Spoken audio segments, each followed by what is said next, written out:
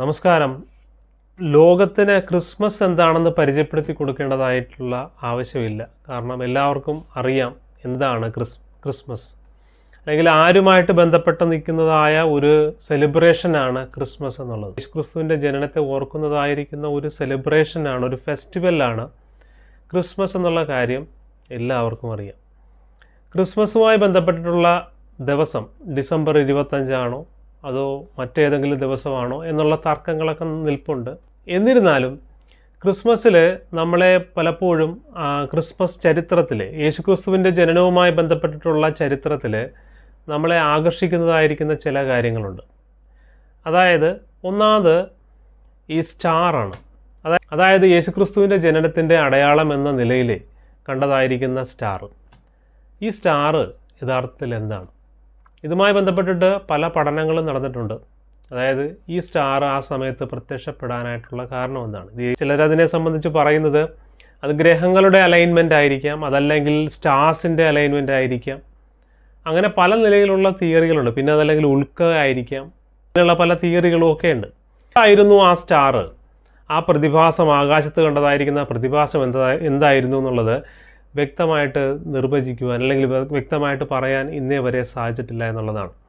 അത് വിശ്വാസികളെ സംബന്ധിച്ചിടത്തോളം അത് ദൈവത്തിന് അസാധ്യമായ ഒന്നല്ല. ഒരു സ്റ്റാർ വരിക, അല്ലെങ്കിൽ അതേപോലുള്ളൊരു അടയാളം ആകാശത്ത് കാണിക്കുക, അവരെ വഴി തെളിച്ച് യേശു എവിടെയാണോ ജനിച്ചത് ആ സ്ഥലത്തേക്ക് കൊണ്ടുപോവുക എന്നുള്ള തരത്തിലുള്ള ഒരു ക്രമീകരണം ദൈവത്തിന് സാധ്യമാണ് എന്നുള്ള നിലയിൽ വിശ്വസിച്ചു കഴിഞ്ഞാൽ ആ പ്രശ്നം അവിടെ സോൾവായി. പക്ഷേ ഇതിനൊരു സയൻറ്റിഫിക് ആയിട്ടുള്ള ഒരു അടിത്തറ, അല്ലെങ്കിൽ ഈ വാനഗോളങ്ങളെ നിരീക്ഷിക്കുന്ന ആൾക്കാരെ സംബന്ധിച്ചിടത്തോളം ഇതെന്ത് പ്രതിഭാസമായിരിക്കാം അന്ന് സംഭവിച്ചത് എന്നതിൻ്റെ ചരിത്രം അല്ലെങ്കിൽ എന്നതിൻ്റെ രഹസ്യം തിരഞ്ഞ് അവരിതിൻ്റെ പുറകെ പോകുമ്പോൾ സംഭവിക്കുന്നതായിരിക്കുന്ന കാര്യം എന്ന് പറഞ്ഞു കഴിഞ്ഞാൽ ഇങ്ങനെയുള്ള പല തിയറികൾ കടന്നു വരുമെന്നുള്ളതാണ്.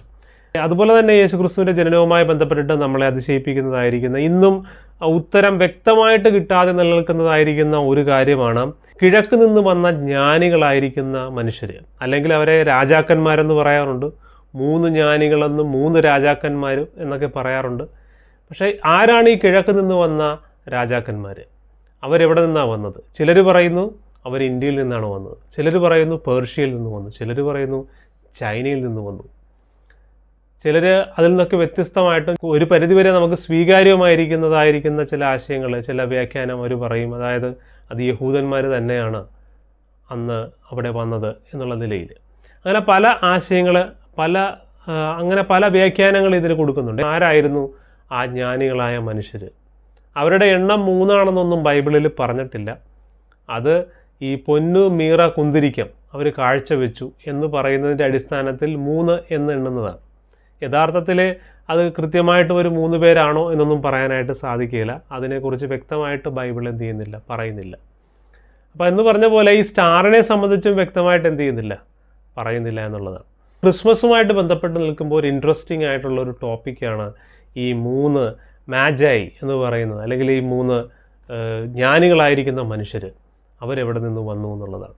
അപ്പോൾ ഈ ജ്ഞാനികൾ അവരെവിടെ നിന്ന് വന്നു എന്നുള്ളതിൻ്റെ ചരിത്രം നമ്മൾ തേടുമ്പോൾ നമുക്ക് കാണാൻ കഴിയും. അവർ പറയുന്നതായിരിക്കുന്നൊരു കാര്യമുണ്ട്. ഞങ്ങളുടെ രാജാവായി പിറന്നവൻ്റെ നക്ഷത്രം ഞങ്ങൾ കിഴക്ക് കണ്ടു എന്നുള്ളതാണ്. കിഴക്ക് നിന്ന് വന്നതായിരിക്കുന്ന ഈ വിദ്വാൻമാർക്ക്, ഈ ജ്ഞാനികൾക്ക് ഇത് മശിഹയുടെ പിറവിയുടെ അടയാളമായ സ്റ്റാറാണ് എന്നെങ്ങനെ മനസ്സിലായി എന്നുള്ളത്. ഇതാരിവർക്കിത് പറഞ്ഞു കൊടുത്തു? ഈ അറിവ് ഇവർക്ക് എവിടുന്ന് കിട്ടി? ചിലർ അതിനെ വ്യാഖ്യാനിക്കുന്നതെന്ന് പറഞ്ഞാൽ ഇവർ പേർഷ്യൻ പ്രീസ്റ്റുകളായിരിക്കാം. ആ പ്രീസ്റ്റുകൾ എന്ന് പറയുമ്പോൾ പ്രത്യേകിച്ച് അവർക്ക് ഈ ആസ്ട്രോളജിയിലൊക്കെ വളരെ പ്രാവീണ്യമുള്ളതായിരിക്കുന്ന ആൾക്കാരാണ്. ഈ പറയുന്നതായിരിക്കുന്ന പ്രദേശം പേർഷ്യ അല്ലെങ്കിൽ ബാബിലോൺ എന്നൊക്കെ പറയുന്നത് നമുക്കറിയാം. ഇസ്രയേലിയർ പോയി അടിമകളായിട്ട് പാർത്തതായിരിക്കുന്ന സ്ഥലങ്ങൾ, അവരെ പിടിച്ചുകൊണ്ടുപോയ സ്ഥലങ്ങളാണ്. അവിടെ കുറേ കാലം പാർത്തിട്ടുണ്ട്. മാത്രമല്ല ഇസ്രയേലിയരായിട്ടുള്ള ആൾക്കാർ ആ കാലഘട്ടങ്ങളിലുമൊക്കെ അവിടെ ചിതറി പാർക്കുന്നതായിരിക്കുന്ന ആൾക്കാരാണ്. അപ്പോൾ അവരിൽ നിന്നൊക്കെ കിട്ടിയതായിരിക്കാമോ ഒരുപക്ഷെ ഇവർക്ക് ഈ അറിവ്, ഈ പറയുന്നതായിരിക്കുന്ന മശിയെക്കുറിച്ചുള്ള അറിവ്. ദാനിയേലിൻ്റെ പ്രവചനങ്ങളെക്കുറിച്ച് അറിയാം. ദാനിയേൽ മശിയെക്കുറിച്ച് രക്ഷകനെക്കുറിച്ച് പിറക്കാൻ പോകുന്നതായിരിക്കുന്ന യഹൂദന്മാരുടെ രാജാവിനെക്കുറിച്ച് പറയുന്നുണ്ട്. ആ റെക്കോർഡ്സുകൾ മനസ്സിലാക്കിയിട്ടുള്ള, അല്ലെങ്കിൽ അതിനെക്കുറിച്ച് വ്യക്തമായിരിക്കുന്ന ഒരു ധാരണ കിട്ടിയതായ വ്യക്തികളാണോ ഈ ജ്ഞാനികളായ മനുഷ്യർ, അവരാണോ ഈ സ്റ്റാർ കണ്ട് അവിടെ യെരുശലേമിൽ വന്നത് എന്നുള്ളതാണ്, ജെറുസലേമിൽ വന്നത്. ഒരുപാട് ചിന്തകൾ അല്ലെങ്കിൽ ഒരുപാട് വ്യാഖ്യാനങ്ങൾ ഇതിനുണ്ട്. എന്നിരുന്നാലും കൃത്യമായിട്ട് ഇതിനെ സംബന്ധിച്ച് ഒരു വ്യക്തത നമുക്ക് പറയാനായിട്ട് സാധിക്കില്ല എന്നുള്ളത്. കാരണം ആരായിരുന്നു ആ മാജായി എന്ന് ചോദിച്ചാൽ നമുക്ക് അറിയില്ല. ഇവർ നേരത്തെ പുറപ്പെട്ട ആൾക്കാരാണ്. ഇവർ യേശുക്രിസ്തു ജനിക്കുന്ന സമയത്ത് അപ്പോൾ തന്നെ വരാനായിട്ടുള്ള സംവിധാനമൊന്നുമില്ല ആ കാലഘട്ടത്തിൽ. നമുക്കറിയാം, ഒട്ടകത്തിൻ്റെ പുറത്തൊക്കെ കയറിയിട്ട് വരണം, മരുഭൂമികൾ താണ്ടി ഏതാണ്ട് 1700 കിലോമീറ്ററുകൾ സഞ്ചരിച്ചിട്ട് വേണം ഈ പറയുന്ന ജെറുസലേമിൽ വരാനായിട്ട്. അപ്പോൾ എത്രയോ ദിവസങ്ങളുടെ യാത്രയാണെന്ന് അത്. അപ്പോൾ അതിനുള്ള ഭക്ഷണമൊക്കെ കരുതി ഒക്കെ വേണം ഇവരെന്ത് ചെയ്യാൻ, യാത്ര ചെയ്യാനായിട്ട്. അപ്പോൾ നേരത്തെ അവർക്ക് എന്തുണ്ടായിരുന്നു, ഈ മശിയെക്കുറിച്ചുള്ള ഒരു അറിവുണ്ടായിരുന്നു വ്യക്തമായിട്ട്. അവർ മശിഹ ജനിക്കാനുള്ള സമയമായി എന്നുള്ളത്. അപ്പോൾ അത് പിന്തുടർന്ന് ആ അറിവ് പിന്തുടർന്ന് വന്നവരാണ് ഈ ജ്ഞാനികളായ മനുഷ്യർ. അതുകൊണ്ടാണ് അവരെ ജ്ഞാനികളെന്ന് പറയുന്നത്. അവർക്കറിയാം ഈ സ്റ്റാർ ഒരു അടയാളമായിട്ട് വരണമെന്നുണ്ടെങ്കിൽ, ഒരു മനുഷ്യൻ്റെ ജനനത്തിൽ ഒരു സ്റ്റാർ അടയാളമായിട്ട് നിൽക്കുന്നു അല്ലെങ്കിൽ സ്റ്റാർ വഴികാട്ടിയായിട്ട് നിൽക്കുന്നുവെങ്കിൽ ഈ മനുഷ്യൻ നിസ്സാരക്കാരനായ ഒരു മനുഷ്യനല്ല എന്നുള്ള കാര്യം അവർക്കറിയാമായിരുന്നു. അതുകൊണ്ടാണ് അവരെന്ത് ചെയ്തത്, അത്രയും കഠിനാധ്വാനം നിറഞ്ഞായിരിക്കുന്ന ഒരു യാത്ര തന്നെ തിരഞ്ഞെടുക്കാനായിട്ട് ഇടവന്നത്. കാരണം അവരുടെ യാത്ര വിഫലമാകുകയില്ല, ഏറ്റവും ഫലവത്തായതായ ഒരു യാത്രയായിരിക്കും അവരുടെ ജീവിതത്തിൽ അത് എന്നുള്ളത് അവർക്കറിയാമായിരുന്നു. ആ ബോധം, ആ ഒരു മൂല്യബോധം അവർക്കുണ്ടായിരുന്നു. അതുകൊണ്ടാണ് അവരെന്ത് ചെയ്തത്, ആ യാത്ര പുറപ്പെട്ടത് എന്ന് കാണാൻ സാധിക്കും. അപ്പോൾ ഇത് ഇന്നും ക്രിസ്മസുമായിട്ട് ബന്ധപ്പെട്ട് നമ്മൾ ചിന്തിക്കുമ്പോൾ നമ്മൾക്ക് ഇന്നും ഒരു കൗതുകം നിറഞ്ഞതായിരിക്കുന്ന ഒന്നാണ് ആരായിരുന്നു എന്നുള്ളത്. ചിലർ പറയുന്നത് ഇന്ത്യയിൽ നിന്നാണ് വന്നതെന്നുള്ളതാണ്. ഇന്ത്യയിൽ നിന്ന് വന്ന ആൾക്കാരാണ്. കാരണം ഇന്ത്യയിൽ ഈ വാന നിരീക്ഷണവും കാര്യങ്ങളൊക്കെ പണ്ടുണ്ടായിരുന്നു. അപ്പോൾ അങ്ങനെയുള്ളവർക്ക് മനസ്സിലായി ഈ പറയുന്നതായിരിക്കുന്ന നക്ഷത്രങ്ങൾ, ഈ നക്ഷത്രം എന്തിനെ സൂചിപ്പിക്കുന്നു, ഒരാളുടെ ജനനത്തെ സൂചിപ്പിക്കുന്നു എന്ന് കരുതി ഇവിടെ നിന്നും യാത്ര ചെയ്ത് വന്നതായിരിക്കുന്ന ജ്ഞാനികളായിരിക്കുന്ന മനുഷ്യരാണ് ഇത് എന്ന് പറയുന്ന ആൾക്കാരുമുണ്ട്. ഇന്ത്യയുമായിട്ട് ബന്ധപ്പെടുത്തി ചിന്തിക്കുന്നതിനേക്കാളും നല്ലത് പേർഷ്യയുമായിട്ടോ ബാബിലോണുമായിട്ടോ ബന്ധപ്പെടുത്തി ചിന്തിക്കുന്നതാണെന്നാണ് ഒരു കൂട്ടർ അതിനെ സംബന്ധിച്ച് പറയുന്നത്. കാരണം കൂടുതൽ ചേർന്ന് നിൽക്കുന്നത് അതുമായി ബന്ധപ്പെട്ടിട്ടാണെന്നുള്ളതാണ്. പിന്നെ ചൈനയെ ഇതിലുമായി ബന്ധപ്പെടുത്തി പറയുന്നുണ്ട്. കാരണം ഇത് ജൂതന്മാരിൽ നിന്നാണ് ഈ മശിയെക്കുറിച്ചുള്ള അറിവ് ജാതീയരായിരിക്കുന്ന മറ്റാൾക്കാർക്ക് കിട്ടുക. അപ്പോൾ അവരുടെ പ്രവാസം നടന്നതായിരിക്കുന്ന ഈ പറയുന്ന ബാബിലോണാകട്ടെ പേർഷ്യ ആകട്ടെ ആ പ്രദേശങ്ങളിൽ നിന്നുള്ളവരായിരിക്കാം അവർ ജെറുസലേമിലെത്തിയിട്ട് ഹെറോദാവിനോട് ചോദിക്കുകയാണ്, എന്താണ് യഹൂദന്മാരുടെ രാജാവായിട്ട് പിറന്നവൻ എവിടെ എന്നുള്ളതാണ്. അപ്പോൾ ഹെറോദാവ് എന്ന് പറഞ്ഞാൽ നമുക്കറിയാം ഒരു ഹാഫ് എദോമിയനും ഹാഫ് അറബുമാണ്. യഥാർത്ഥത്തിൽ അദ്ദേഹം ഒരു ഇസ്രേലിയനല്ല, അല്ലെങ്കിൽ ഒരു ജൂ അല്ല, ഇങ്ങനെ ഹാഫായിട്ടുള്ളൊരു മനുഷ്യനാണെന്ന് കാണാൻ സാധിക്കും. അദ്ദേഹത്തെ രാജാവാക്കിയത് റോമാണ്.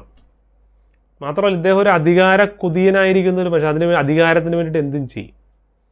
അപ്പോൾ അതുകൊണ്ട് ആ സമയത്താണ് ഇദ്ദേഹം ഓർഡർ ചെയ്യുന്നത് ഈ പറയുന്നതായിരിക്കുന്ന കുഞ്ഞുങ്ങൾ എന്ത് ചെയ്യുക, കൊന്നുകളയാനായിട്ട്. യഹൂദന്മാരുടെ രാജാവായിട്ട് ഒരുവൻ ജനിച്ചിട്ടുണ്ടെങ്കിൽ നാളെ തൻ്റെ രാജസിംഹാസനത്തിന് അവൻ ഭീഷണിയാണ് എന്ന് കണ്ടതുകൊണ്ടാണ് കുഞ്ഞുങ്ങളെല്ലാം എന്ത് ചെയ്യാൻ, കൊന്നുകളയാൻ പറയുന്നത്. അപ്പോൾ അധികാരത്തിന് വേണ്ടിയിട്ട് എന്തും ചെയ്യാൻ മടിക്കാത്തതായിരിക്കുന്ന ഒരു അധികാര കൊതിയനായിരിക്കുന്ന ആളായിരുന്നു ഹെറോദാവ് എന്ന് പറയുന്നത്. ആ ഹെറോദാവിൻ്റെ അടുത്ത് വന്ന് അവർ ചോദിക്കുന്നത്. എന്നാൽ യേശുക്രിസ്തുവിൻ്റെ ജനനം കണ്ടതായിരിക്കുന്ന അല്ലെങ്കിൽ യേശുക്രിസ്തുവിനെ കണ്ടതായിരിക്കുന്നതായ ഈ ജ്ഞാനികളായ മനുഷ്യർ പിന്നെ ഹെറോദാവിൻ്റെ അടുത്തേക്ക് അങ്ങനെ പിന്നീട് മടങ്ങിച്ചെല്ലുന്നില്ല എന്ന് കാണാൻ കഴിയും. അവർ മറ്റൊരു വഴിയായി അവർ പോവുകയാണ്. ഇൻട്രസ്റ്റിംഗ് ആയിട്ടുള്ള ഒന്നാണ് ഈ പറയുന്ന മാജായി എന്ന് പറയുന്നത്. ആരാണ്, എവിടെ നിന്നാണ് ഇന്നും വ്യക്തമല്ല. പക്ഷേ കുറേ കൂടിയൊക്കെ പ്രോബബിലിറ്റി ഉള്ളത്, കുറേ കൂടിയൊക്കെ ചിലർ ഇതിനെ ആധികാരികമായിട്ട് പറയുന്നത് ഒരുപക്ഷെ ഇവർ യഹൂദന്മാർ തന്നെ ആകാം എന്നുള്ളതാണ്. കാരണം അക്കാലഘട്ടത്തിൽ യഹൂദന്മാർ ലോകത്തിൻ്റെ നാനാഭാഗങ്ങളിൽ ചിതറിക്കപ്പെട്ട് കിടക്കുന്ന ആൾക്കാരായിരുന്നു. അവരുടെ മശിഹയുടെ ജനനത്തെ പ്രതീക്ഷിച്ചിരുന്നതായിരിക്കുന്ന യഹൂദന്മാർ തന്നെ ആയിരിക്കാം വന്നിട്ടുള്ളത് എന്നുള്ള നിലയിൽ പറയുന്നത്. ക്രിസ്മസ് അത് മുന്നോട്ട് വെക്കുന്നതായിരിക്കുന്ന സന്ദേശം വളരെ പോസിറ്റീവായിട്ടുള്ളൊരു സന്ദേശമാണ്. രക്ഷകൻ്റെതായ പിറവി, യഹൂദന്മാർക്ക് വാഗ്ദത്തം ചെയ്തതായിരിക്കുന്ന മശിഹ അല്ലെങ്കിൽ രക്ഷകൻ. ആ രക്ഷകൻ യഹൂദന്മാരുടേത് മാത്രമല്ല ലോകത്തിൻ്റേത് കൂടിയാണ്, അല്ലെങ്കിൽ ലോകത്തിൻ്റെ കൂടി രക്ഷകനാണ് എന്ന് പറയുന്നതായിരിക്കുന്ന ഒരു ദിവസമാണ് ക്രിസ്മസ് എന്ന് പറയുന്നത്, അല്ലെങ്കിൽ യേശുക്രിസ്തുവിൻ്റെ ജനനത്തെ ഓർക്കുന്നതായിരിക്കുന്ന ദിവസം എന്ന് പറയുന്നത്. അപ്പോൾ അതെന്തുകൊണ്ടാണ് ഒരു മനുഷ്യകുലത്തിന് പ്രസക്തമാകുന്നത് എന്ന് ക്രിസ്ത്യാനികളോട് ചോദിച്ചു കഴിഞ്ഞാൽ അവർ പറയും അതിൻ്റെ കാര്യമെന്ന് പറഞ്ഞാൽ മറ്റൊന്നുമല്ല, രക്ഷകൻ എന്ന് പറഞ്ഞാൽ മനുഷ്യകുലത്തെ അവൻ്റെ പാപത്തിൻ്റെ പരിണിത ഫലമായിരിക്കുന്ന മരണത്തിൽ നിന്നും, അല്ലെങ്കിൽ അതിൻ്റെ ശിക്ഷയായിരിക്കുന്ന മരണത്തിൽ നിന്നും മോചിക്കാനായിട്ട് വരുന്നവനാണ് രക്ഷകൻ എന്ന് പറയുന്നത്, മശിഹ. അപ്പോൾ ആ മശിഹ എങ്ങനെയാണ് തങ്ങളെ അവരുടെ പാപത്തിൽ നിന്ന് മോചിക്കുന്നത്, അല്ലെങ്കിൽ ലോകത്തിലെ മനുഷ്യരെ അവരുടെ പാപത്തിൽ നിന്ന് മോചിക്കുന്നതെന്ന് ചോദിച്ചു കഴിഞ്ഞാൽ, യഹൂദന്മാരുടെ ആചാരങ്ങളിൽ പറയുന്ന കാര്യമെന്ന് പറഞ്ഞാൽ അവർക്ക് ചില ആചാരങ്ങളുണ്ട്. അതായത് പാപം ചെയ്തു കഴിഞ്ഞാൽ അവരെന്ത് ചെയ്യും, ഒരു ആടിനെയോ അല്ലെങ്കിൽ ഒരു കാളക്കിടാവിനെയോ ഒക്കെ കൊണ്ടുപോയി എന്ത് ചെയ്യും, അവർ ബലിയർപ്പിക്കും. ബലിയർപ്പിക്കുന്ന സമയത്ത് ആ മൃഗത്തെ അവിടെ കൊല്ലുകയാണ് ചെയ്യുന്നത്. കൊല്ലുന്ന സമയത്ത് അവിടെ ഒരു ജീവൻ അർപ്പിക്കപ്പെടുകയാണ്, അല്ലെങ്കിൽ രക്തം ചിന്തുകയാണ്. രക്തം ചിന്തുമ്പോൾ താൽക്കാലികമായിരിക്കുന്നതായ പാപ പരിഹാരം ആർക്കുണ്ടാവും? ഈ വ്യക്തി ആരാണോ ഇതിനെ കൊണ്ടുപോയി അവിടെ ഓഫർ ചെയ്യുന്നത്, ഇതിനെ കൊണ്ടുപോയി സാക്രിഫൈസിന് വേണ്ടിയിട്ട് കൊടുക്കുന്നത്, ആ വ്യക്തിയുടെ പാപങ്ങൾ ഈ മൃഗത്തിൻ്റെ മേൽ ചുമത്തിയിട്ടാണ് ആ വ്യക്തിക്ക് പകരക്കാരനായിട്ട് ഈ മൃഗം മരിക്കുന്നു. മരിക്കേണ്ട ആൾ ആരാണ്? ആ വ്യക്തിയാണ്. അയാളുടെ പാപങ്ങളെ പ്രതി മരിക്കേണ്ട സ്ഥാനത്ത് ഈ മൃഗം എന്ത് ചെയ്യുന്നു, മരിക്കുന്നു എന്നുള്ള അർത്ഥത്തിൽ, അല്ലെങ്കിൽ കൊല്ലപ്പെടുന്നു. ആ നിലയിലാണ് അവരത് ചെയ്യുന്നത്. പക്ഷേ എന്നാൽ ഇതൊക്കെ മൃഗങ്ങൾ ആയതുകൊണ്ട് തന്നെ ഇതിന് സമ്പൂർണ്ണമായിരിക്കുന്ന ഒരു പാപ പരിഹാരം വരുത്തുവാൻ സാധിച്ചില്ല. അപ്പോൾ അങ്ങനെ ഇരിക്കുന്നത് കൊണ്ട് തന്നെ, കാരണം ഇവയെല്ലാം മൃഗങ്ങളാണ്, അതിന് സമ്പൂർണ്ണമായ പാപപരിഹാരം വരുത്താനായിട്ട് സാധിക്കില്ല. മാത്രമല്ല മനുഷ്യർക്കാർക്കെങ്കിലും ഇത് ചെയ്യാൻ പറ്റുമോ എന്ന് ചോദിച്ചു കഴിഞ്ഞാൽ അത് നിഷ്കളങ്കനായിരിക്കുന്ന ഒരാൾക്ക് മാത്രമേ ചെയ്യാനായിട്ട് സാധിക്കുകയുള്ളൂ. നിഷ്കളങ്കനായ ഒരു മനുഷ്യനും ഇല്ല, എല്ലാ മനുഷ്യരും പാപികൾ എന്നുള്ള നിലയിലാണ് ബൈബിൾ മനുഷ്യരെക്കുറിച്ച് പറയുന്നത്. അപ്പോൾ പിന്നെ ഇതിന് എന്താണ് ഒരു പരിഹാരം? ഇതിനൊരു പരിഹാരമായിട്ട് ദൈവം തന്നെയാണ് മുന്നോട്ട് വെച്ചത്. അതായത് യഹൂദന്മാരെ വിശ്വസിക്കുന്നതായിരിക്കുന്ന ദൈവം, ആ ദൈവം മുന്നോട്ട് വെച്ചതായിരിക്കുന്നതായ ഒരു യാഗമൃഗം, അതാണ് യേശു ക്രിസ്തു എന്ന് പറയുന്നത്. യഹൂദന്മാരുടെ ദൈവത്തിൻ്റെ പുത്രനാണ് ആര്? യേശു എന്ന് പറയുന്നത്. ആ യേശുവിനെ എന്ത് ചെയ്തു? ആ യേശുവിനെ ഈ ഭൂമിയിലേക്ക് അയച്ചു. അപ്പോൾ യേശു എന്ന് പറഞ്ഞു കഴിഞ്ഞാൽ ആരാണ്? നിഷ്കളങ്കനാണ്. അതുകൊണ്ടാണ് സ്നാപകയോഹന്നാൻ എന്ന് പറഞ്ഞ ഒരു പ്രവാചകനെക്കുറിച്ച് ബൈബിളിൽ കാണാം. അദ്ദേഹം യേശു ക്രിസ്തുവിനെ നോക്കിയിട്ട് പറയുന്നത്, ഇതാ ലോകത്തിൻ്റെ പാപങ്ങൾ ചുമന്നൊഴിക്കുന്ന ദൈവത്തിൻ്റെ കുഞ്ഞാട് എന്നാണ് പറയുന്നത്. അപ്പോൾ യേശു ക്രിസ്തുവിനെ കുഞ്ഞാടായിട്ടാണ് അദ്ദേഹവും എന്ത് ചെയ്യുന്നത്? ഇൻട്രൊഡ്യൂസ് ചെയ്യുന്നത്. മനുഷ്യരുടെ പാപങ്ങളുടെ പരിഹാരാർത്ഥം എന്ത് ചെയ്യുന്നു? കൊല്ലപ്പെടാനായിട്ട് പോകുന്ന, അല്ലെങ്കിൽ സാക്രിഫൈസ് ബലിയർപ്പിക്കപ്പെടാനായിട്ട് പോകുന്നതായ ഒരു മൃഗം, ഒരു യാഗമൃഗത്തോടാണ് ഉപമിക്കുന്നത് എന്ന് കാണാനായിട്ട് സാധിക്കും. മനുഷ്യനായിട്ട് വന്നിരിക്കുന്നു, നിഷ്കളങ്കനാണ്, പരിശുദ്ധനാണ്. അപ്പോൾ അതുകൊണ്ട് ലോകത്തിലുള്ള സകല മനുഷ്യരുടെയും എന്ത് ചെയ്യാം? പാപങ്ങളെ വഹിക്കുവാനും, അല്ലെങ്കിൽ പാപങ്ങളുടെ ശിക്ഷയായിരിക്കുന്ന മരണത്തെ വഹിക്കുവാൻ, അല്ലെങ്കിൽ ആ ശിക്ഷയെ വഹിക്കുവാൻ തനിക്ക് കഴിയും. താൻ നിത്യനാണ്. ദൈവമായതുകൊണ്ട് തന്നെ, ദൈവപുത്രനായതുകൊണ്ട് തന്നെ ദൈവത്തിൻ്റെ ഒരു പ്രത്യേകത, ദൈവത്തിന് ആരംഭവുമില്ല അവസാനവുമില്ല, നിത്യനായ. അപ്പോൾ അതുകൊണ്ട് തന്നെ സകല മനുഷ്യരുടെയും പാപങ്ങൾക്കുള്ള പരിഹാരം വരുത്തുവാനായിട്ട് ആർക്ക് സാധിക്കും? യേശു ക്രിസ്തുവിന് സാധിക്കും എന്നുള്ള അർത്ഥത്തിലാണ് മശിഹ, അല്ലെങ്കിൽ യേശു ക്രിസ്തു എന്താണ്, യാഗമൃഗം എന്നുള്ള നിലയിൽ, അല്ലെങ്കിൽ ബലിയർപ്പിക്കപ്പെടാൻ വേണ്ടി പോകുന്ന കുഞ്ഞാട് എന്നുള്ള നിലയിൽ പറയുന്നത്. അപ്പോൾ ഇതാണ് യേശുക്രിസ്തുവിൻ്റെ ജനനത്തെക്കുറിച്ച് പറയുമ്പോൾ യേശുക്രിസ്തു ജനിച്ചു എന്നുള്ളതല്ല, യേശുക്രിസ്തു എന്തിനു ജനിച്ചു എന്നുള്ളതാണ് പ്രസക്തമായിരിക്കുന്ന കാര്യം. പലപ്പോഴും യേശുക്രിസ്തു ജനിച്ചു എന്നും പറഞ്ഞ് കുറേ ആൾക്കാർ ഇങ്ങനെ ബഹളം വെച്ച് ആഘോഷിച്ച് കുറേ മദ്യക്കുപ്പികളും പൊട്ടിച്ചത് അവസാനിപ്പിക്കുന്നതല്ലാതെ ഇതിൻ്റെ അർത്ഥം എന്താണെന്ന് പലപ്പോഴും എന്ത് ചെയ്യുന്നില്ല, ഉൾക്കൊള്ളുന്നില്ല എന്നുള്ള. അപ്പോൾ അതുകൊണ്ട് യഥാർത്ഥത്തിലുള്ള ക്രൈസ്തവർ ഇതിനെക്കുറിച്ച് പറയുന്നതും, അവർ ബൈബിള് വായിക്കുന്നതായിരിക്കുന്ന ആൾക്കാർ, ബൈബിളിനെക്കുറിച്ച് പഠിപ്പിക്കുന്നവരുടെ ക്ലാസ്സുകളൊക്കെ നമ്മൾ കണ്ടു കഴിഞ്ഞാൽ, യൂട്യൂബിലൊക്കെ ഉണ്ട്, കണ്ടു കഴിഞ്ഞാൽ അവർ പറയുന്നതായിരിക്കുന്ന കാര്യം എന്ന് പറഞ്ഞാൽ ഇതാ. അതായത് യേശുക്രിസ്തുവിൻ്റെ ജനനം എന്ന് പറയുമ്പോൾ മരിക്കാൻ വേണ്ടിയിട്ടാണ് യേശുക്രിസ്തു ജനിച്ചത്. ആർക്ക് വേണ്ടി മരിക്കാനാണെന്ന് ചോദിച്ചു കഴിഞ്ഞാൽ, ലോകത്തിലുള്ള പാപികളായിരിക്കുന്ന എല്ലാ മനുഷ്യരുടെയും പാപങ്ങൾ, അവയുടെ ശിക്ഷയായിരിക്കുന്ന മരണം, അത് തൻ്റെ ശരീരത്തിൽ അനുഭവിച്ചു. അല്ലെങ്കിൽ അവർ മരിക്കേണ്ട സ്ഥാനത്ത്, അവരുടെ പാപങ്ങളെ പ്രതി അവർ മരിക്കേണ്ട സ്ഥാനത്ത്, അല്ലെങ്കിൽ നമ്മളുടെ പാപങ്ങളെ പ്രതി നമ്മൾ മരിക്കേണ്ട സ്ഥാനത്ത് ആര് മരിച്ചു? യേശുക്രിസ്തു മരിച്ചു, അടക്കപ്പെട്ടു, എന്നിട്ട് ഉയർത്തെഴുന്നേറ്റു എന്നാണ് പറഞ്ഞത്. അത് വിശ്വസിക്കുന്ന ആൾക്കാർക്ക് എന്തുണ്ട്? നിത്യജീവൻ, അല്ലെങ്കിൽ എന്തുണ്ട്? Everlasting life. അതല്ലാന്നുണ്ടെങ്കിൽ പറയുന്നത് ഇറ്റേണൽ ലൈഫ് അതുണ്ടെന്നുള്ളതാണ് പറയുന്നത്. അപ്പോൾ അത് വിശ്വസിക്കുന്നവർക്ക് അത് ലഭിക്കുമെന്നാണ്. അത് പ്രവൃത്തി വേണ്ട എന്നാണ് അവർ പറയുന്നത്. പ്രവൃത്തി ഇല്ലാതെ ഇത് സാധ്യമാകും. കാരണം പ്രവൃത്തി നോക്കാനാണെങ്കിൽ എല്ലാ മനുഷ്യരും പാപികളാണ്. അപ്പോൾ മനുഷ്യർക്ക് തന്നെ പ്രവർത്തിച്ച് എന്ത് ചെയ്യാം? മുകളിലേക്ക് പോകാനായിട്ട് സാധിച്ചിരുന്നുവെങ്കിൽ പിന്നെ യേശുക്രിസ്തു വരേണ്ട ആവശ്യമില്ലല്ലോ. കാരണം മനുഷ്യന് തന്നെ ക്രിയകൾ ചെയ്ത് എന്ത് ചെയ്യാം? സ്വർഗ്ഗത്തിൽ പോകും, അല്ലെങ്കിൽ നിത്യജീവൻ പ്രാപിക്കാം എന്നുള്ളതാണ്. പക്ഷേ ഇവിടെ അങ്ങനെയല്ല. യേശുക്രിസ്തു ചെയ്ത ഈ പ്രവൃത്തി, ഈ സാക്രിഫൈസ്, താൻ തന്നെ തൻ്റെ ജീവനെ എന്ത് ചെയ്തു? മനുഷ്യർക്ക് വേണ്ടിയിട്ട് ബലി കൊടുത്തു. താൻ ബലിയായി, ക്രൂശിൽ ബലിയായി മരിച്ചു, അടക്കപ്പെട്ടു, മൂന്നാമത്തെ ദിവസം ഉയർത്തെഴുന്നേറ്റ്. ഇത് വിശ്വസിക്കുന്ന ആൾക്ക് എന്തുണ്ട്? നിത്യജീവനുണ്ട് എന്നാണ് പറയുന്നത്.